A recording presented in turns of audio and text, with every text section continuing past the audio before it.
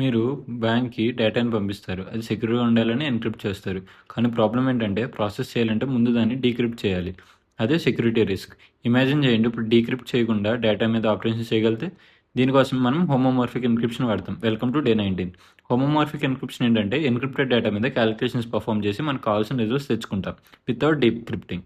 Example ఏంటంటే suppose మనం 5ని ఎన్క్రిప్ట్ చేస్తున్నాం విత్ ఫంక్షన్ ఆఫ్ ఈ అంటే ఎనీ ఎన్క్రిప్టెడ్ అల్గోరిథం అనుకోండి. తర్వాత 3ని కూడా ఎన్క్రిప్ట్ చేసి ఇప్పుడు 5+3 యాడ్ చేస్తే 8 వస్తుంది. కానీ హోమోమార్ఫిక్ ఎన్క్రిప్షన్లో ఏం చేస్తాం అంటే E5+E3 ఏంటంటే E8 వస్తుంది. దాన్ని మనం డీక్రిప్ట్ చేస్తే 8 అని వస్తుంది. దీన్నే వితౌట్ డీక్రిప్టింగ్ మనం ఎన్క్రిప్టెడ్ మెసేజెస్ మీద మనకు కావాల్సిన ఆపరేషన్స్ పర్ఫామ్ చేస్తాం.